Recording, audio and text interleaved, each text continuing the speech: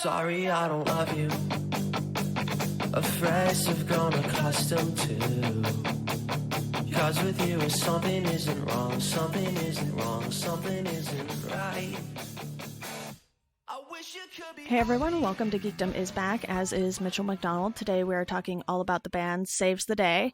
We don't do too terribly many music podcasts on here, so I felt like it was time to take a little bit of a break from all of the Marvel podcasts that I've been doing lately and the one bonus Facebook episode, but we're switching it up today. Mitchell, are you excited to be talking about Saves the Day? I thought we were doing Infinity War. What the heck, Deanna? That was last week, Mitchell. You missed out. I had so many takes to deliver to you. Oh, darn it. Oh, man. I guess we can talk about Saves the Day if we need to. That's fine. They're my favorite band. They're not super active right now, so like my favorite active band right now is probably the Wonder Years with that new album. But Saves the Day probably is my top band just in terms of their discography and how much I love each and every one of their albums. Pretty much, we'll get into that. But yeah, they're the best. It's mostly now just Chris Connolly that's been the only sole member of the band for the whole time they've been a band. But yeah, we can do that. Yeah, I honestly did not realize how many members this band had gone through, and there's even like this little chart type timeline on Wikipedia where it just shows Chris Connolly all the way down the timeline, and then it's like staggered for every other person. Yeah, there were like a couple members that were there for a while and that did like chunks of albums with them. And the lineup they've had for quite a few years, even though they've only put out like 1-2 records in the past like 10-ish years. Yeah, for a while they had like a different like drummer on every album, and they had different bass players on a lot of the albums. For a chunk of time they had the rhythm section, the drum and bass player from the band Glassjaw, and we could talk about how interesting those albums were. But right now it's Chris Conley has been since the beginning. There was a chunk of time where he just sang, and then now he plays guitar. He's played guitar for a while since I think In Reverie, Stay What You Are era, one of those. And now they have Aaron, some other dudes in the band, but Dave Soloway was the main guitar player for most of their career. And then, yeah, they've had an assortment of other members, but I like their lineup now. They have a great lineup now, but yeah, it's mostly just the Chris Connolly show as far as anyone's concerned. Yeah, pretty much. Well, we're just going to go ahead and go through these albums chronologically here because there's definitely more to say about others and not quite as much to say probably about this first one here, which is Can't Slow Down. And this was released on Equal Vision Records in 1998, and it was melodic hardcore, which is not a genre I really ever listen to. Anything with the word melodic in it and core in it, I kind of don't listen to that quite as much. It's like this. Can't Slow Down is very much just a very fast skate punky. They've said in interviews that like when they made that album, they were just kind of deliberately ripping off the band Lifetime, which is like kind of a hardcore band. But like that Chris was like obsessed with the members of Lifetime, and they would like follow them around and be like, hey, we made this band. And I know a lot of people like it. It has its moments for me. I really like the opener and the closer on that one. Like Jody is a really good song, and I think they still play that one live. That's the closer. But yeah, for me, it's I'll talk about like my ranking of them a little bit. It's probably going to be my bottom record just in terms of how much I listen to it, how important it is to me. Like it's like a fun listen, but it doesn't have really the weight of a lot of their other releases. Even just for me, the jump from this one to their next record, Through Being Cool, which is probably my favorite album of all time, definitely my favorite Saves the Day record, is like huge. Like this record is just very like run of the mill kind of skate punky, kind of like MXPX or like any of the, like kind of like Lagwagon or any of those like fast bands that were out in like the mid 90s. It's just very much sounds like that. Yeah, and you can tell just based on the song length that Mhm, it went by very quickly. Like they have a song that's 1 minute and 1 second. So mhm. it's like they had very short, quick songs aside from pretty much Jody, which ran over 4 minutes, which was probably a very weird change of pace there. Yeah, that's like one of the few songs that actually is like kind of catchy and poppy for them on that one. The rest of them are just kind of, going through the motions a little bit. But I mean, I think for a lot of I think this applies to a lot of bands that you kind of have to start off kind of just ripping off what you like, I think, and then kind of go from there and then change it and like kind of find your footing. I think a lot of bands' first albums, you could say, are very much just, oh, they're ripping off this other band that was popular, or you can very much see the progression for them. So I think it's a fine record. I think a lot of people like it, and that's all I have to say on it.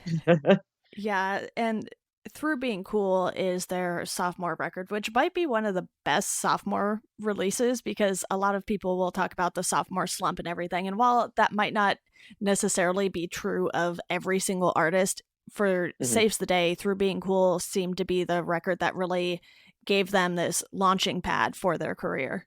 I don't know how big it was.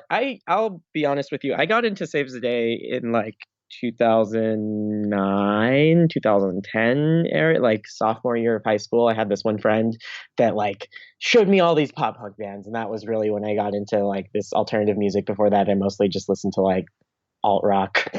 Like my favorite band was Arctic Monkeys. But yeah, it's definitely a hugely influential album. I don't know if it was like massive when it came out, but for a lot of bands, it was super influential, and I think it has really stood the test of time. A couple of years ago, they did a 15-year anniversary tour for it with Say Anything that was really, really amazing. They played like the whole album and like other songs from that era, and it was just so cool. I think I went to it 2 or 3 times. I know some of my friends went to it like 3 or 4 times.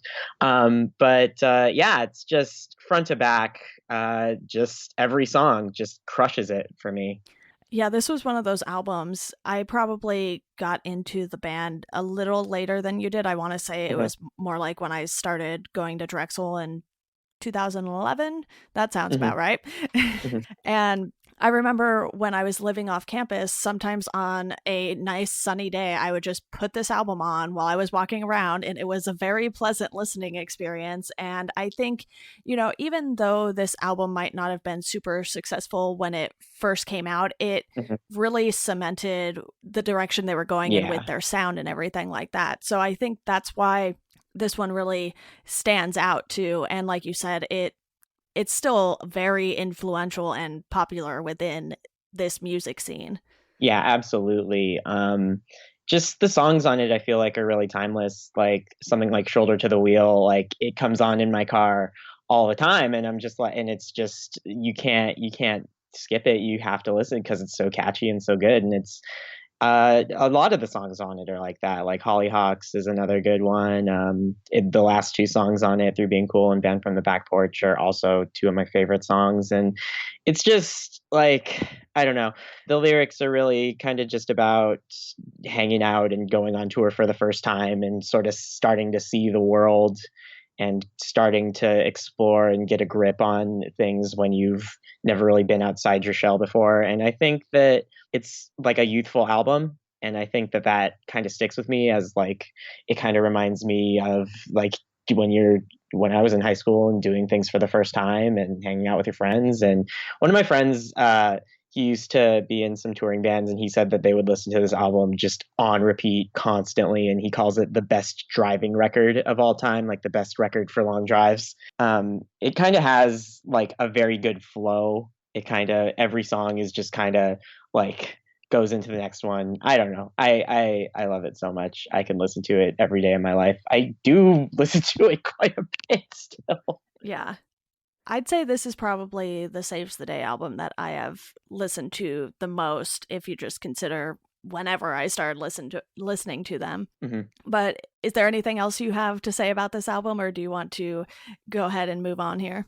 This is the record after this like definitely has a shift. I think I'll say this. I think every Saves the Day record has a pretty like you could trace the shift in tone. Like the first record is very melodic-y hardcore. It's like very skate punky. It's very fast. This record is that it has elements of that still, but they did make it poppier. They made catchier songs. They diversified the sound. There are some slower songs, some kind of grungier songs on it, and then we can talk about like how like tonally their records will shift as we go forward. But I think this record, a lot of people will argue between this record and the next record, Stay What You Are, as like the Saves the Day album, but for me it's always going to be this one. And yeah, I think I'm good. Yeah, so Stay What You Are is their first album in the 2000s. It came out July of 2001.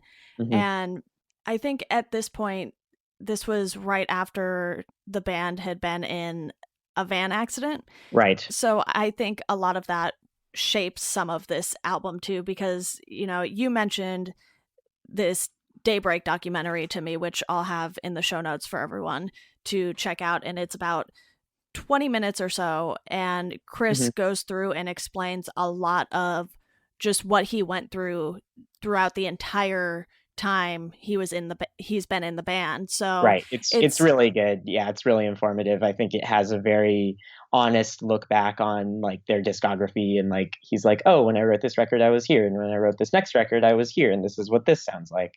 And sorry if I hijacked it, but totally yeah, fine. this record came out. They were when they were touring on Through Being Cool, they were in a pretty gnarly van accident that luckily none of them died, I don't think, but I know that they were all pretty shaken up. And Chris is a very he's a very like emotional, like a very he feels things very much. Like that's kind of how they've been labeled as like an emo band, is he is a very like his lyrics are very they find ways of reflecting how he feels at any given Right. time. So you can very much tell the headspace he was in when he wrote any given record, because it's very prominent, whether it's through the lyrics or through the music. For me, this record is kind of broken up into two halves. The first half of it, which is tracks like 1 through 5, are super catchy and super kind of triumphant and poppy. Like obviously there's At Your Funeral, which is their biggest song, which is what probably the song that they're most known for. Like if you don't play the song at the show, I'm going to be pissed. Yeah. But then you have See You, Cars and Calories, Certain Tragedy. These are all like really like bright poppy songs. And then you get to track 6, which is Freakish, which is a terrific song. But that's kind of where for me the album shifts into this. It's kind of like the first half is like during the day, and then Freakish is like the sunset, and then tracks 7 through 11 are like nighttime. That's kind of how I look at this record, because the first half of it is so catchy and poppy, and then the second half of the record is really a lot more like kind of melancholy and dark. And you have song like, even if you just look at the song titles, like As Your Ghost Takes Flight, Right. Nightingale, All I'm Losing Is Me, Firefly, like these are like kind of more emotional, kind of more thoughtful songs, except for Firefly is like a like kind of like a barn burner. It's kind of a lot like more aggressive. It's probably the most aggressive song on the album that ends it. I want to say that Saves the Day always do really good openers and closers. I think, I don't know if that's Yeah. something you mentioned, but for me, like on the last record, All Star Me is like kind of half an intro song, but half like a really good opener, because it goes straight into You Vandal, which is sick. And then the closer is Band from the Back Porch, which is a really fast song that I really like. And even on Can't Slow Down, the opener Deciding is one of my favorite songs. They do a really good acoustic version of it later. And Jody is already like, we already talked about Jody as being one of the catchier songs on that record. So, and then here At Your Funeral and Firefly are like easily two of the best songs they on the record, and two of the best songs I think they've ever written. Yeah, I was going to say that At Your Funeral is probably the best opener they have throughout all of these studio albums, because it's just such a powerful song too. It's like, Mhm. oh wow, okay, they potentially almost died. Yeah. And now he's kind of coming at it like, well, we didn't die, but if we did, here's what would happen. There's a lot of that in their future records too. I would say definitely At Your Funeral, or maybe, and hear me out here, Daybreak on Daybreak, which is Okay. this crazy 5-part suite of songs that we'll get to later. It's like 11 minutes long, but I'd say like those two and All Star Me, like in third place, are their best openers. But yeah, I think as we go through their records, we're going to see that they do always like put a lot of thought into like structuring their records so that they have a very strong opener and a very strong closer.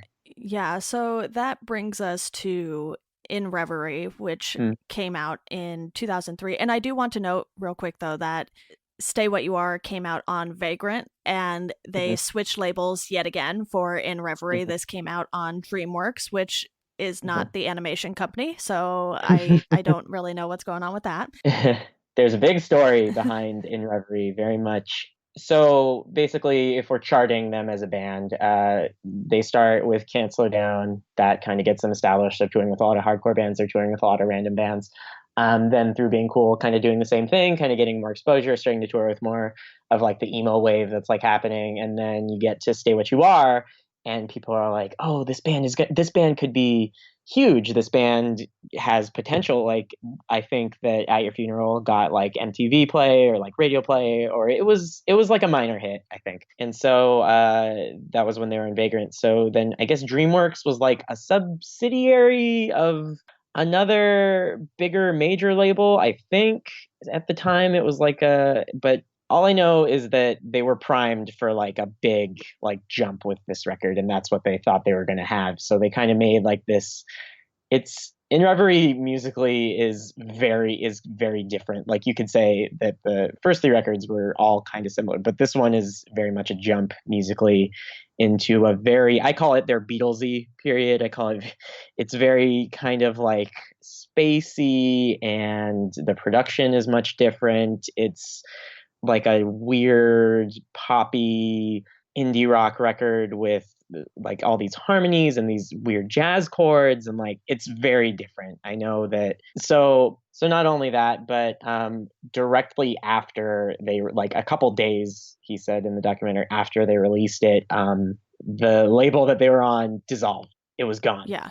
I think they ended up selling to Universal too, which is probably the cause of a lot of problems. And what label hasn't sold to like Universal or whatever the other big two are now? I can't seem to keep track of all these labels. It's like three of them own all the other labels except for the indies, basically. Yeah, all I know is that it means that this record can't get pressed on vinyl, and that pisses me off because I only need this and Can't Slow Down um, for my collection. But and so anyways, so they get dropped from their label when they think that they were on the peak, like they're about to like make a huge jump as a band. They get dropped from their label, and to not only to add insult to injury, everyone kind of, when this record comes out, hates this record. Like no one really likes it. And everyone's like, why aren't you playing punk? Like, what is this? Like it just had a very negative reception when it came out because it was very different, and because it didn't quite get the push that I think they kind of thought they were going to get here. So as a record, I started out like when I first got into Saves the Day, it was obviously with Through Being Cool and See What You Are. I was like, holy shit, this band is incredible. I love this. And then you listen to this record and you're like, oh, what's going on here? This is a little too weird for me. So at first, I really didn't like this record, and I think that's how a lot of people felt about it. But as I've grown up and gotten older and listened to it more, I think I like it more every time I listen to it. I think it is a terrific record. I think it's very weird and out there lyrically. I think that as a whole, it has a very cohesive sound, which is impressive for such a big jump for them. And I think it has some great songs that should be in their live set, like the opener, Anywhere With You, is pretty much the only song I think they play from it a lot. Yeah. But, and again, here we go with the opener and the closer. Tomorrow Too Late is the closer on this, and it's absolutely one of my favorite Saves the Day song. Like I think I haven't listened to the record in a long time, and that song came on Shuffler, and I was like, holy shit, where was this? Like, it's at the end of the record, so you don't know. But I remember just, I didn't hear it in the context, and I was like, what the, what? This band keeps giving me, oh, they keep giving and giving. So, yeah, every time I really like this record now, and I listen to it a lot, and it's a very rewarding listen, I think, after time, once you kind of grow up from their younger sound, that this record can kind of reward you. Have you listened to it very much? I have listened to it before, and I'm super familiar with Anywhere with You because, like you said, Hmm. that's kind of the one they always play. But it's one I Hmm. haven't listened to quite as much as the other records that I enjoy. Hmm. And like I said, there are two I haven't listened to, one being Can't Slow Down, and then Under the Boards, which we'll talk about later. I might have listened to Hmm. that once or twice, and maybe I just don't remember it. But Hmm. when I was getting ready to talk about this, the big three albums that I listened to were Through Being Cool, Sound the Alarm, and Daybreak. And I think, Hmm. those plus Stay What You Are might be in some sort of order my top four for the band. And as far as what I enjoy, but we can do rankings later. I'm kind of working my way Hmm. through them now as we talk about the records because I was like, okay, I have my top one and the bottom two. So Yeah, but yeah, this one has definitely maybe started out at the bottom, but has kind of crept its way up towards getting towards the top of my ranking of the records. I think it's just a very misunderstood record. I think that people, I don't know. It's weird when you go back and look at bands' discographies and see what worked and what didn't work, and kind of look at it with hindsight and be like, actually, this record was really good, or actually, this record was terrible. But I don't think Saves really has. I really enjoy all their records, right. some more than others, but this one has been very rewarding to me, as I've grown up. I also want to drop in right here that they had a really good. I think right before this record, on Vagrant, they had a really good B-sides record that has my favorite Saves the Day song on it, called "Sell My Old Clothes, I'm Off to Heaven." And it also has a song called Dragon D Flat, which are two songs they regularly play live, but they're kind of hard to find. But yeah, that and this the B-sides comp has like a ton of really rough demos and some acoustic stuff. But yeah, I just wanted to give a shout out to that if we're covering their whole discography. Yeah, and they do have some EPs and stuff too, and we can talk about those in a bit because honestly, I don't think I've really checked any of those out. I've definitely been more of an album person as far Sure. as this band goes. And, up next we have Sound the Alarm, which came out in 2006, and they moved back to Vagrant for this release. And you can tell because the sound changes again. And I think, Hmm. this might be one of the angrier albums, I guess you could say. And it moves very quickly when you're listening to it. You're just like, oh, Hmm. wow, okay, here we go. Yeah, it's very much a pummeling record, as I would describe it, because you got Head for the Hills, which goes into the end, which is just like breaking it down, breaking it down, breaking it down. And then just a lot of these songs are just like, you look at these song titles like The End, Shattered, Eulogy, Dying Day, Diseased, Delusional. And it's so basically what happened is when Saves the Day got dropped and when they had that negative reaction to In Reverie, it kind of destroyed Chris. Like, I think he just spiraled really hard into just a very angry, sad place. I think in that era, that was when he was rocking pink hair. Yeah, I think so. He had dyed his hair pink. Yeah, you always see some of those pictures and you're like, woo. Um, Where'd but you yeah, go, so buddy? he was in a very dark place when he wrote this album. If you couldn't tell, it's very obvious. It's very obvious that he was very angry. Um, and yeah, this album really pulls no punches. It's just like, I think for a lot of people, it's hard to listen to because it just is, every song is just like, I'm so angry. Why did this happen? Why does anything matter? Like, just like a fury, just a guy who can channel his emotions, just doing exactly that for like half an hour, just beating it into you. And I think despite that, it is one of my favorite records of theirs. I think it's a very underrated album as well. Just, I know a lot of people are like, this is too much, even though it's kind of going back to like their punk sound, and it's like more of a more aggressive, darker sound than really they've had before, just because it's like it kind of rocks harder than a lot of their other records, just because it is like fueled by such like fiery rage. But it's the so with this album, Chris was like, okay, so I'm feeling so much right now that I'm going to make this trilogy of albums that is going to be this and the next two albums. So you've got Sound the Alarm, then you've got Under the Boards, and then you've got Daybreak. Sound the Alarm is very much like it's like the anger, the rage that you get, and the next one is more about like the sadness, the reflection, like the remorse, like depression. Like this one's anger, that one's depression, and then Daybreak is like acceptance and seeing the light at the end of the tunnel. And we'll get more into the next two when we get to them. But I think it was really, yeah, as you go through their discography, you can really see like the ride that he went on, like the ups and downs, to borrow a name from one of their other albums. For him emotionally in this band's career, and I really like that. I like that you can like chart this story.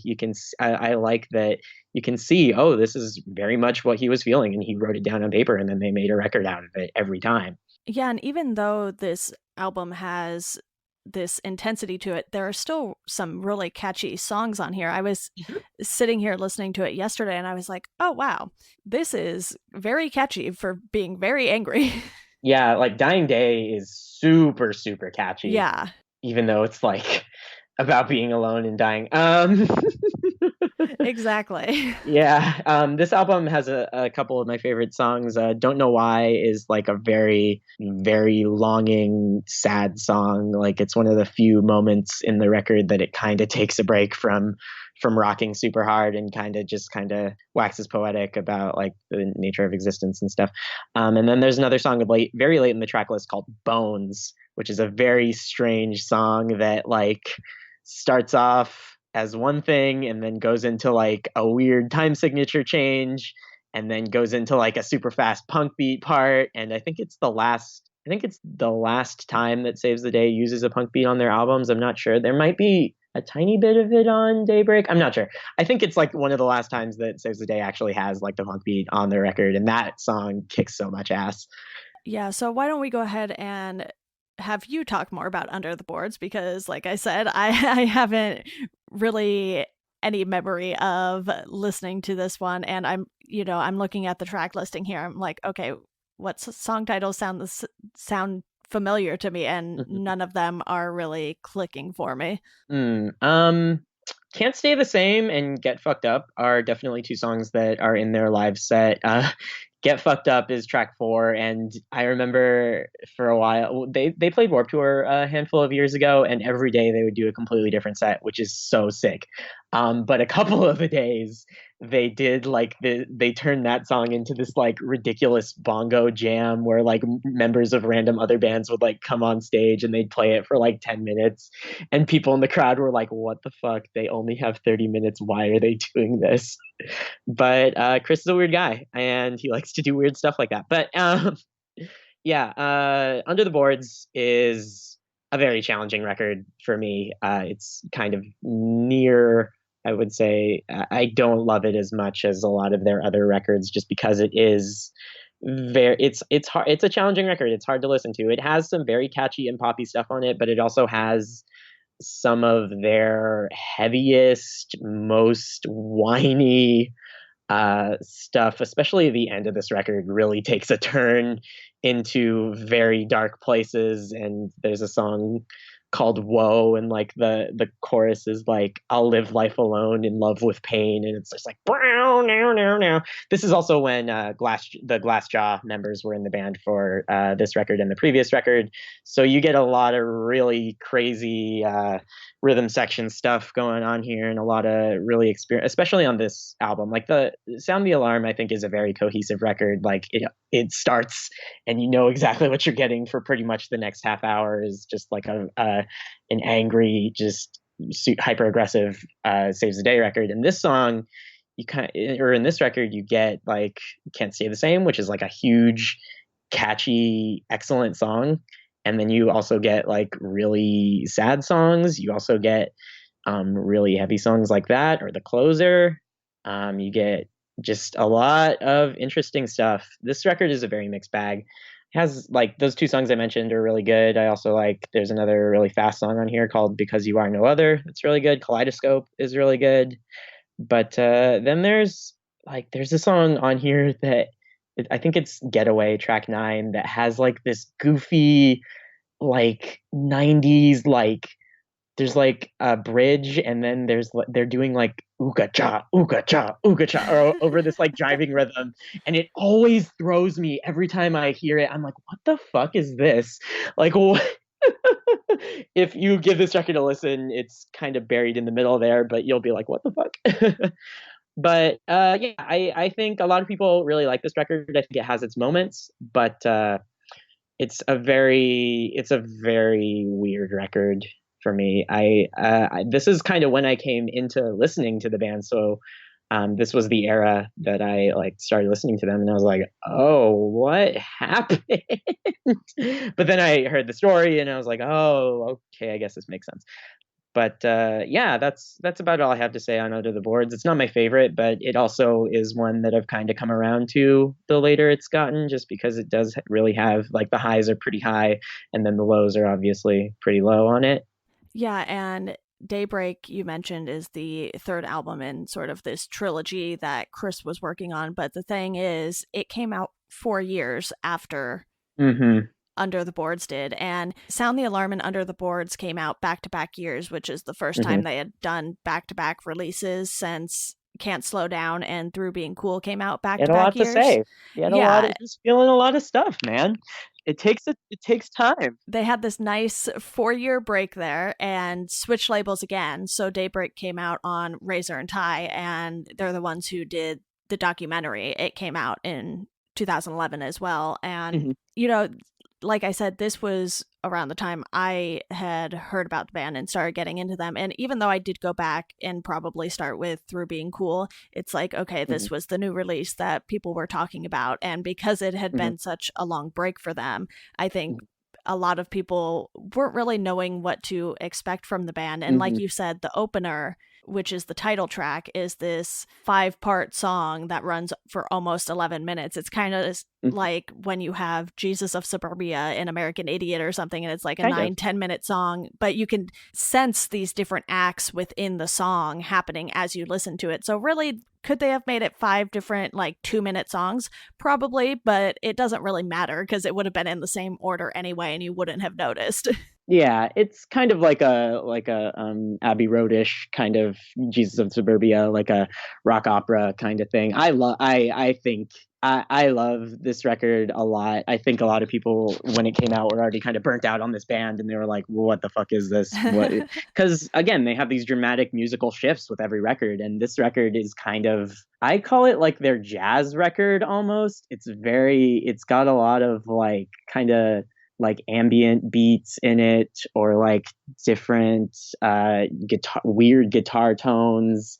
And but for me it's just kind of like very much a vibe, this record.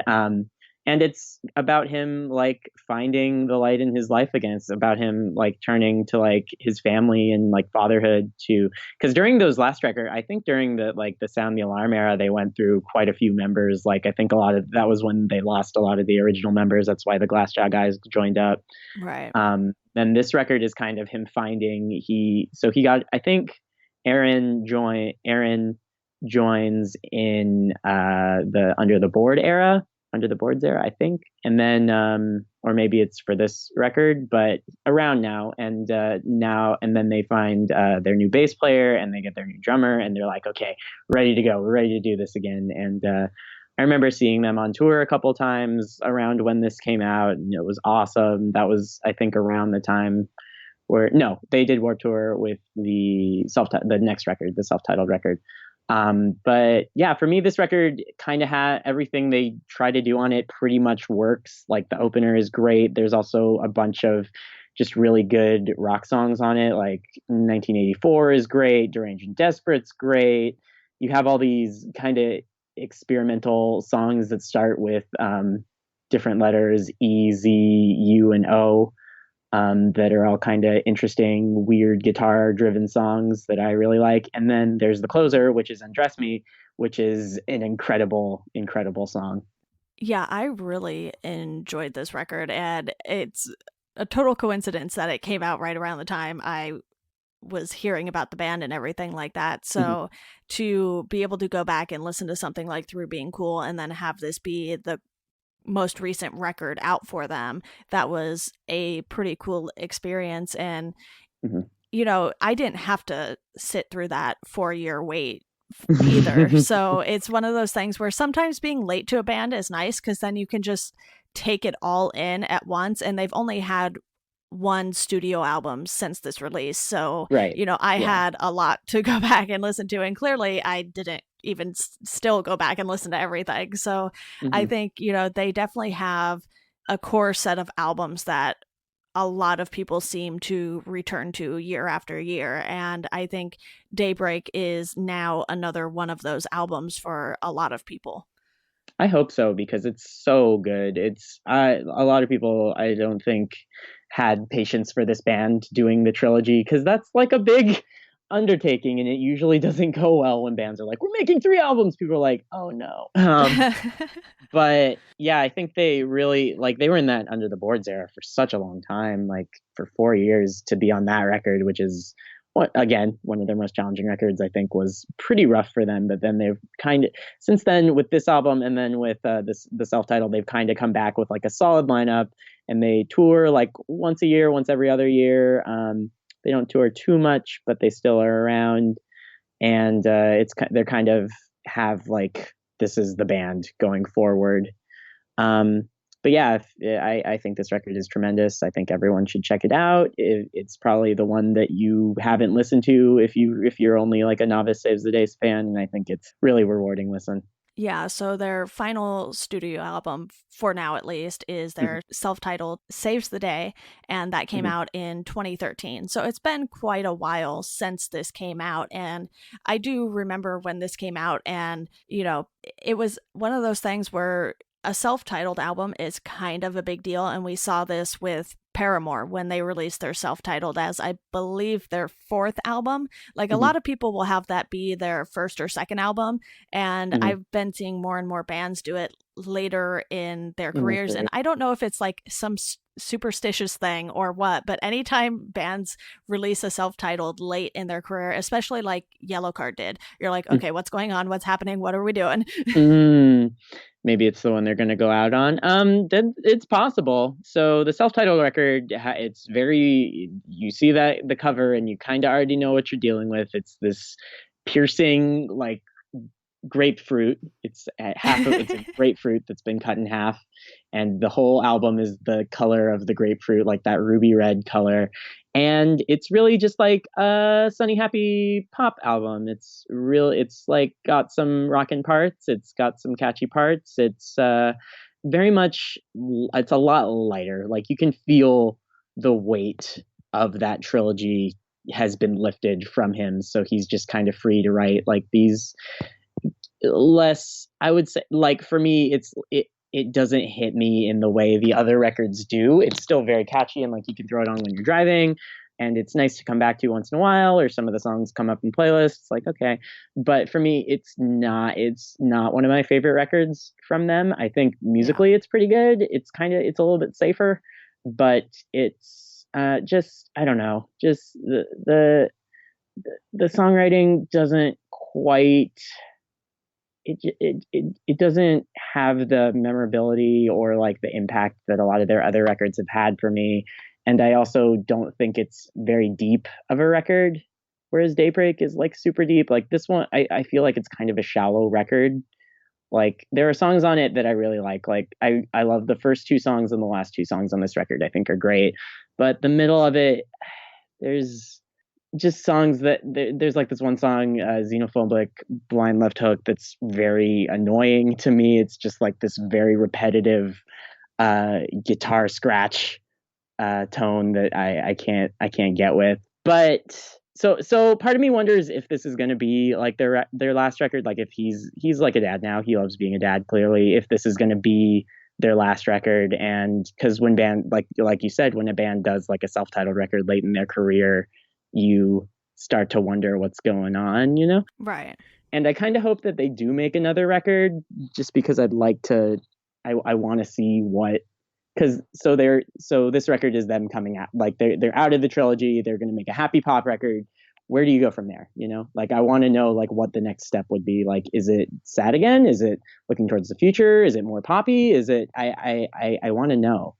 So yeah, that's about all I have to say on this record. Again, I think the opener, Remember, and the closer, Stand in the Stars, which is like Stand in the Stars. I don't know if you've heard it or not, but it's like a very like cutesy, tropical kind of sounding song, like a very chill song. That's really nice. It's very pleasant, very nice capper to the album. It goes out on a very sweet note. But yeah, I'm hoping they'll. I've heard rumors that they're gonna do like I've heard rumors that they might do like a farewell tour this year, which would be a huge bummer for me. I really hope that's not the case, but I guess we'll see. Yeah, this is one I definitely listened to it when it came out, but it wasn't one that I really felt like I kept wanting to revisit, like through Being Cool or Mhm. Daybreak or anything like that. So, I think it's definitely going to be in the bottom half of my list here. And I've been, kind of ordering them as we go here since I Mhm. know you like doing rankings and I am never What? prepared for Who, them. me? Who, me? Rank something? What? Oomst would do that. Yeah, I love ranking stuff. All art is meant to be put in a list that how much I care about it. So yeah. And you mentioned Ups and Downs, so we'll just quickly go through some of their other albums here because Ups and Downs is a compilation album, like you said, of early recordings and B-sides. You have Yeah. the Bug Sessions, which Oh that was God. released in 3 EPs. I have never Mhm. listened to those. Is that a Oh, smart they're move on my so part? good. Oh, they're good? Okay. Bug Sessions. So there's 3 7-song mini albums. The first one is studio. The second two are live. They're all acoustic. See, if I had known they were acoustic and if I even knew this existed in the first place, I would have been all over it because I Oh, love acoustic dude. renditions of songs. So I have Oh, homework to do now. yeah, they're so good. And like there's a bunch of songs on it that he like kind of rearranges, kind of changes a little bit that to make them work. Like Deciding, the opener from Can't Slow Down, is one of them. And I really love the acoustic rendition of it.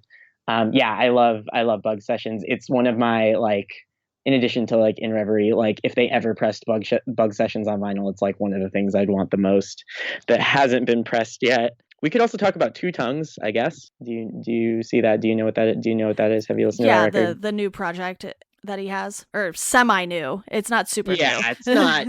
So basically, Two Tongues is him and I think Dave, who was also in the band at the time, partnered with Max Bemis and Kobe Linder from Say Anything to make the Two Tongues record, and it came out around the. Have you listened to the first one?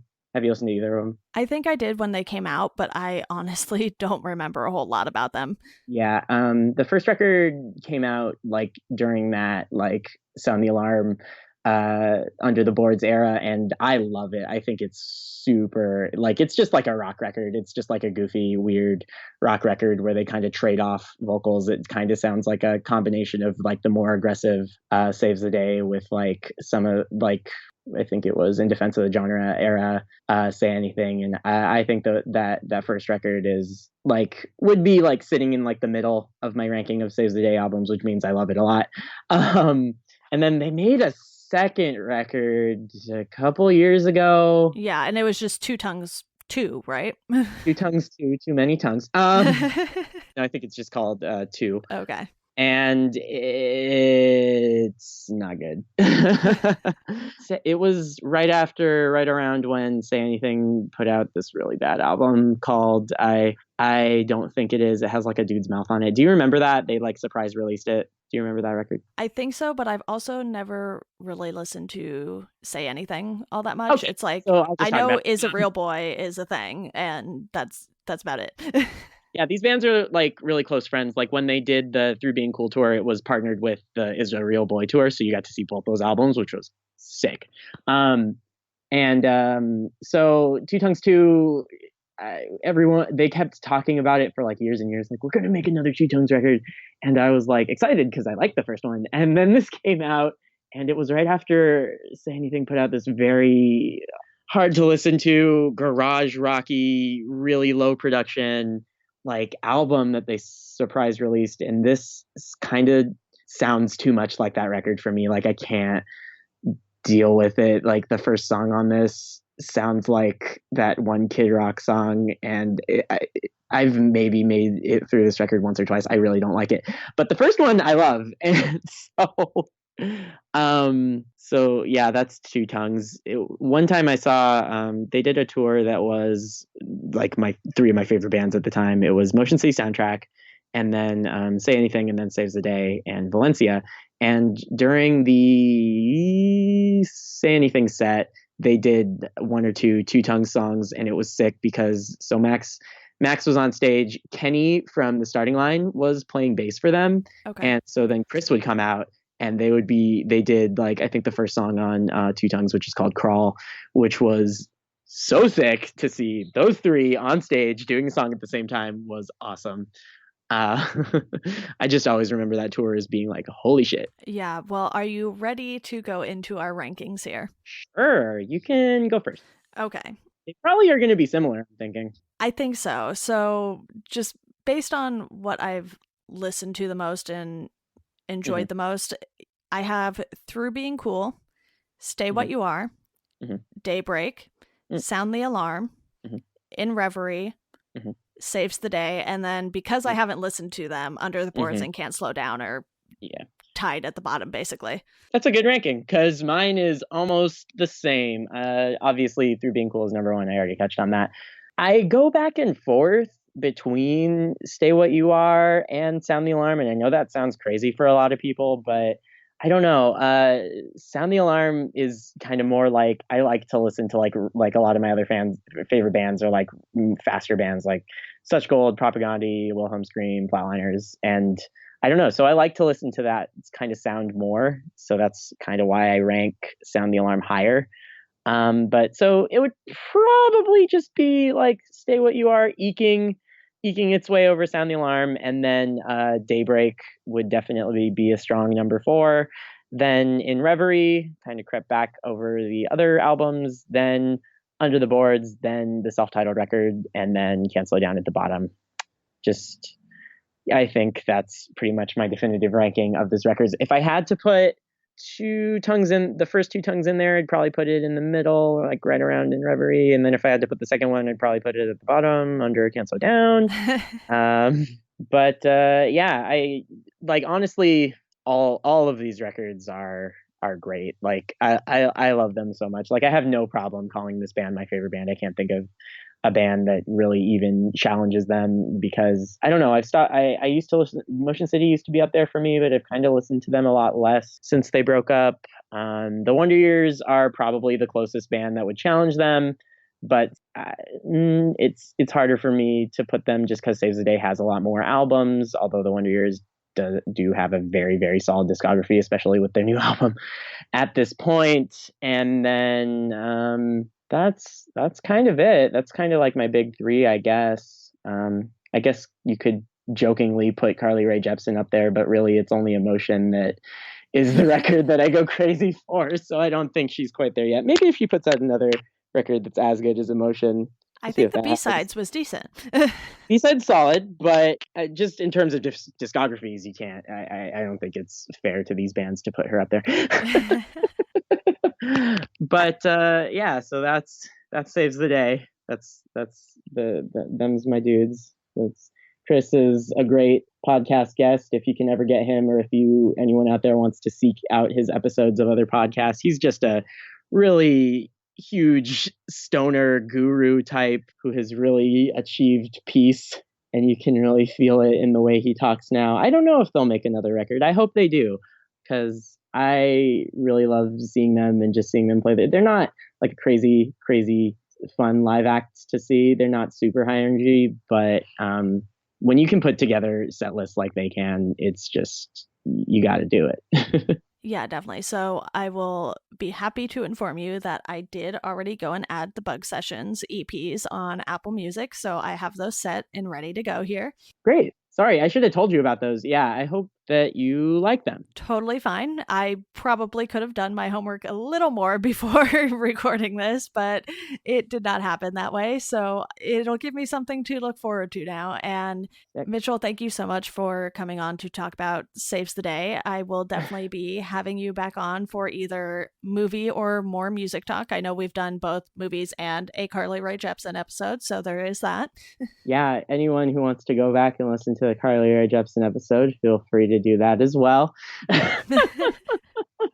Yeah, enjoy the Bug Sessions. Listen to Saves the Day. Watch Atlanta and Legion and Barry on TV. Watch Infinity War again, I guess. I don't know. Do I do plugs? I don't know. I'm plugging all things that I'm not affiliated with. I don't do anything. What's happening? Make me stop talking. On that note, to our listeners, as always, thank you all for listening, and we hope you enjoy the rest of your day. Bye.